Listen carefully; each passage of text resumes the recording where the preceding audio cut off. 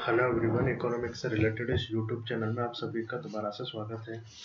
Last video में हमने उपयोगिता विश्लेषण के बारे में अध्ययन किया, जिसमें हमने कार्डिनल यूटिलिटी एनालिसिस या गणनावाचक उपयोगिता विश्लेषण के बारे में अध्ययन किया था।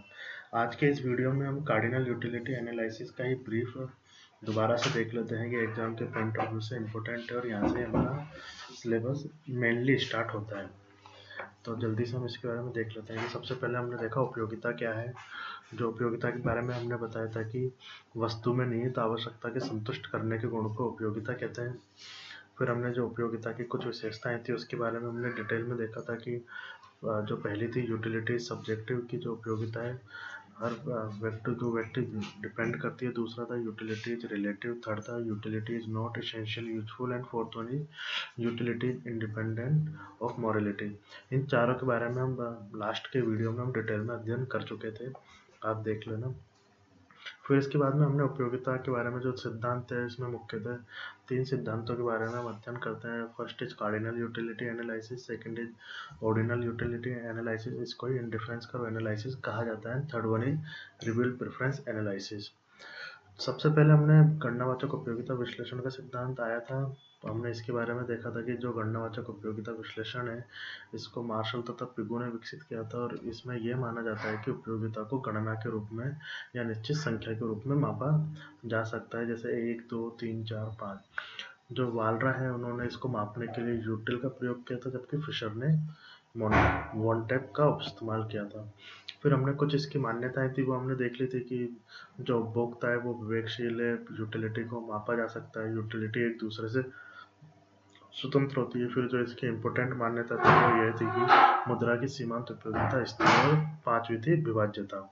इन पांचों के बारे में हम लास्ट की वीडियो में देख चुके हैं। फिर हमने उपयोगिता से संबंधित जो 2 धारणाएं थी, कुल उपयोगिता और सीमांत उपयोगिता, उसके बारे में देखा था।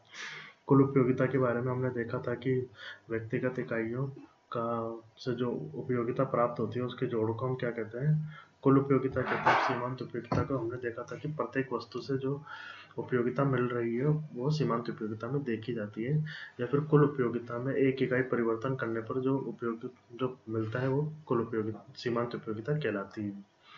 फिर हमने देखा कि सीमांत उपयोगिता की धारणा का विकास जेवंस ने किया था। फिर हमने देखा कि सीमांत उपयोगिता धनात्मक, शून्य, ऋणात्मक तीनों प्रकार की हो सकती है। फिर हमने देखा कि सीमांत उपयोगिता जो है धनात्मक कब होगी, शून्य कब होगी, ऋणात्मक कब होगी। फिर हमने जो सीमांत उपयोगिता और कुल उपयोगिता के मध्य जो बेसिक डिफरेंस है उसके बारे में हमने देख लिया था कि दोनों के मध्य में क्या अंतर है। फिर हमने देखा था कि कुल उपयोगिता और सीमांत उपयोगिता में किस तरीके का संबंध पाया जाता है। फिर एक टेबल्स के थ्रू हमने दर्शाने का प्रयास किया था कि जब कुल उपयोगिता बढ़ती है तो सीमांत उपयोगिता धनात्मक होती है, और जब कुल उपयोगिता अधिकतम होती है तो सीमांत उपयोगिता शून्य होती है, और जब कुल उपयोगिता गिरने लग जाती है तो सीमांत उपयोगिता हमारी ऋणात्मक हो जाती है। फिर हमने एक डायग्राम के द्वारा इसको समझाया था कि डायग्राम में जब कुल उपयोगिता बढ़ रही है तो सीमांत उपयोगिता घट रही है लेकिन धनात्मक है, और जब कुल उपयोगिता अधिकतम हो गई तो सीमांत उपयोगिता शून्य है, जब कुल उपयोगिता गिरने लगी तो सीमांत उपयोगिता ऋणात्मक हो गई। फिर हमने उपयोगिता विश्लेषण से संबंधित जो 2 नियम है उसके बारे में अध्ययन किया था कि सीमांत उपयोगिता हाश नियम और सम सीमांत उपयोगिता नियम।